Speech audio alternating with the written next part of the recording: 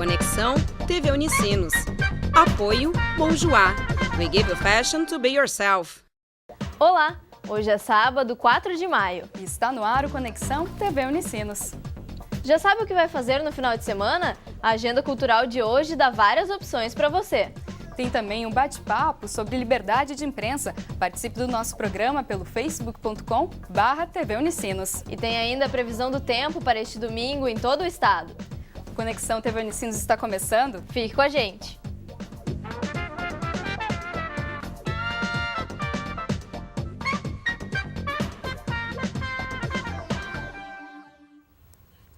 No Dia Internacional da Liberdade de Imprensa, comemorado nesta sexta-feira, a entidade norte-americana Freedom House divulgou um ranking que classificou o Brasil como parcialmente livre quando o assunto é liberdade de expressão.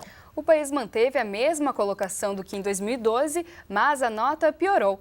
E é para conversarmos mais sobre esse assunto que recebemos aqui no estúdio Edelberto Bess, coordenador do curso de jornalismo da Unicinos. Olá, professor, seja bem-vindo. Tudo bem? Olá, tudo bem com vocês? Tudo certo. Professor. Okay. Bom, para a gente começar, como a gente comentou, né, professor, a nota do Brasil piorou. O que o senhor acha que se deve a essa nota?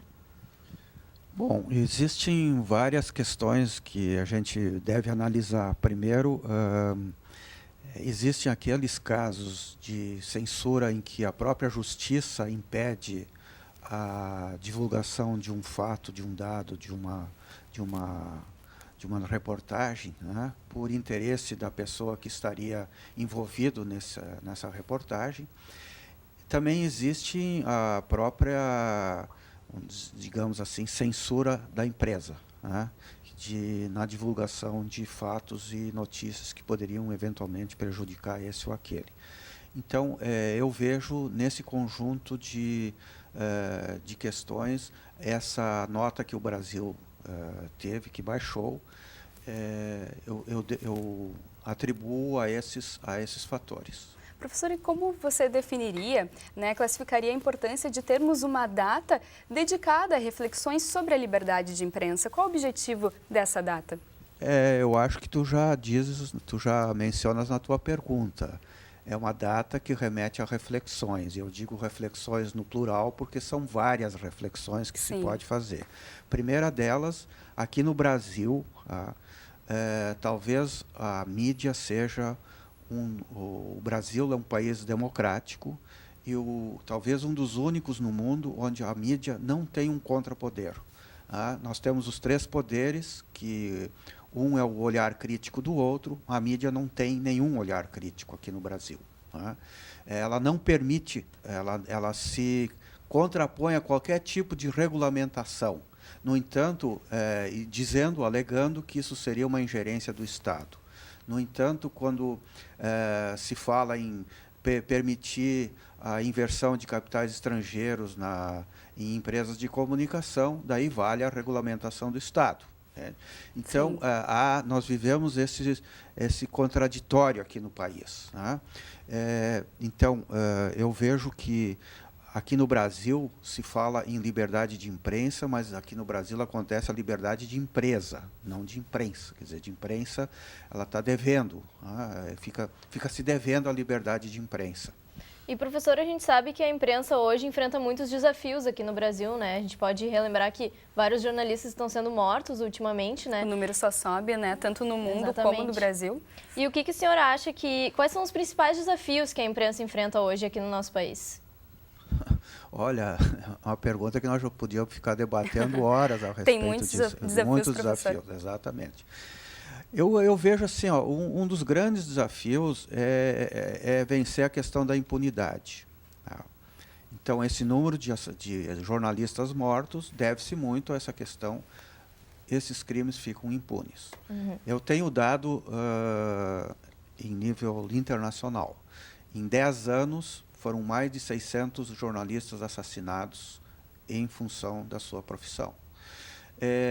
Desses casos, pelo menos na América Latina, 9 de cada 10 estão impunes, não tem julgamento nenhum. Então, vamos dizer assim, é fácil matar jornalista, né, quando não se tem a cola da justiça, ou da investigação, para averiguar a motivação, a raiz desses crimes. Né. Por outro lado, também dá para ver pelo ponto de vista de que, nesses casos, o jornalismo está exercendo o seu papel social. Né? Senão não teriam pessoas interessadas em acabar com a vida de outros, porque certamente estão denunciando falcatruas ou denunciando situações irregulares na vida dessas pessoas que estão sendo alvo de reportagens e de matérias. Exatamente. E, professor, a gente vê aí que muitos profissionais da comunicação afirmam que a criminalidade hoje não está vendo aí com bons olhos a questão do jornalismo investigativo, né? E nesse caso a gente pode relembrar até um caso famoso, que foi a morte do Tim Lopes, que ocorreu em 2002, né? Quando ele estava fazendo uma reportagem justamente no Complexo do Alemão, no Rio de Janeiro. Professor, a gente queria saber do senhor como o senhor avalia, então, o jornalismo investigativo, essa área hoje, na nossa profissão. Bom, eu vejo que essa área está crescendo no Brasil. Na verdade, a gente sempre foi feito o jornalismo investigativo. Sim. É que hoje se conta com um ferramental muito mais sofisticado, né? Com todo o instrumental que está disponível na rede mundial de computadores, né? Que facilita ou ajuda muito o jornalismo investigativo. Uhum. Então, eu diria que sempre foi feito o jornalismo investigativo.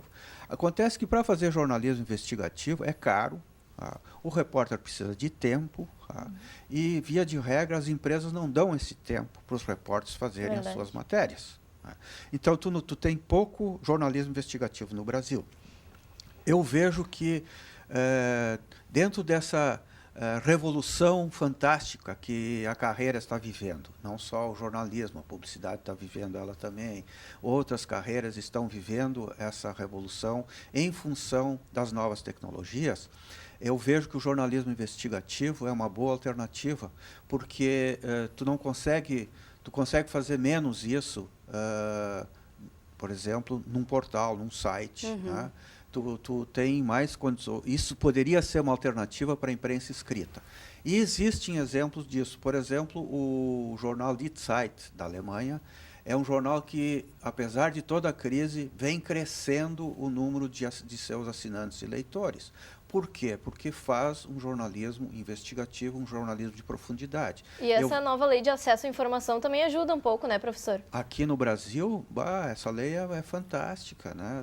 Pode ver todo o rolo que já está dando, porque tem poderes aí que não querem abrir os números, mas por quê? Né? São cargos públicos, quer dizer, o pessoal sempre diz, não, nós estamos aí, porque somos os defensores do povo, da nação, parará, parará. Bom, então vamos abrir esses números, né? Sim, que facilita o trabalho de jornalista. Professor, então, para a gente finalizar, por que é importante, né, a gente queria que o senhor avaliasse também a importância da sociedade refletir na questão da liberdade de imprensa e não só os veículos? Eu acho que esse é o ponto, tá? Tem gente que diz que nós somos analfabetos virtuais ou analfabetos quando se trata de fazer a leitura crítica da comunicação, tá? E, em parte, eu concordo com isso, porque realmente a gente não está conseguindo fazer uma leitura crítica da comunicação. Hoje não basta tu ser informado por um jornal, por uma revista, por um portal. Tu tem que ter uma série de leituras e daí tu fazer a tua síntese. E isso aí é complicado fazer, né? Então, eu vejo que um dos aspectos é esse. No último livro do Inácio Ramonet, que é aquele jornalista francês, que se chama A Explosão do Jornalismo, ele tem uma figura que eu acho bem interessante, que nós estamos partindo das mídias de massa para as massas das mídias. Ou seja, antes existia um sistema solar, que era a imprensa, que catalisava todas as informações e repassava para o seu público leitor. Hoje tu tem públicos que também coletam informações e divulgam informações. Então, nós estamos passando de um sistema solar para um sistema de microcosmos, de micropoeiras. E quando essas micropoeiras se juntam, elas conseguem uma fantástica rede de divulgação, que é o caso, por exemplo, de que a gente viu